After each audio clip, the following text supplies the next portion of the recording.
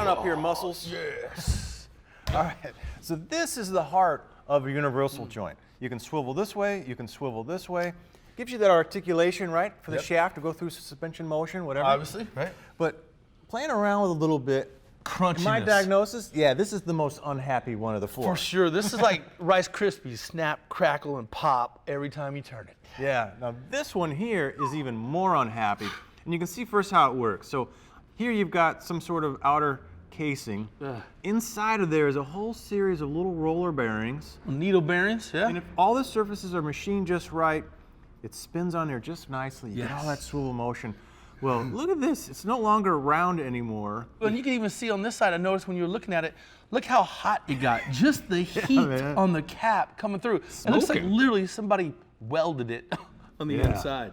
So you can have serviceable and non-serviceable U-joints. So a lot of times you'll have a Zerk fitting somewhere on here. Sure. And you can squirt grease in there. And you can see these sort of cross-shaped drillings in there, and it'll squirt grease up and pack these full of grease, right? And you can push dirt out and stuff and really get these things lubricated.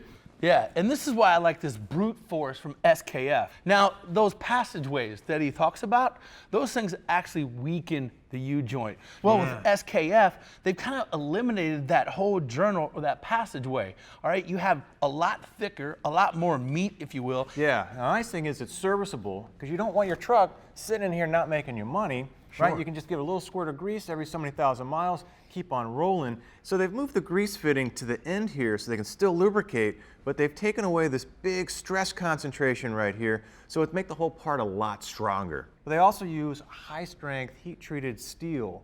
And even the rubber on the outside. Yeah, because you get a lot of applications where you're spending a lot of time either in salt and corrosive areas or in the mud and the dirt. So these are nitrile versus kind of a traditional cheaper rubber, so it's going to last for a whole lot longer time. So let's start to pop this guy apart, and we'll show you a couple methods on how to push this out and properly get one in. So close. Oh, look at that. Nice. Look at that. All right, so we got that clip out, so we can get the other side out, and then we can start pushing a little bit. So follow along with us. Gotcha. Ta-da. Now these cups here, they're pressed in both sides with a little bit of interference fit. Now you can use a hydraulic press and press this through. That's pretty nice too. Or your local shop, you can typically rent one of these for free or for a couple bucks. Yeah. And we can just run this guy down, press it out, push the other side, and we're halfway there. Okay. What do we got? What do we got? Sweet. It's coming out? Yeah. All right, all right. Now that's what you call surgery with an impact gun. Yes, exactly.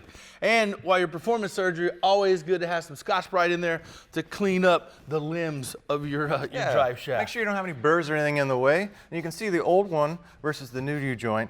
A lot more material in here. You can see the black oxide coating will keep it from corroding or any issues down the road. And they come pre-packed with grease and oiled nicely in the package so you get no rusting up. You're ready to install. So as soon as he gets this cleaned up, we'll start pressing it in just like we pressed it out.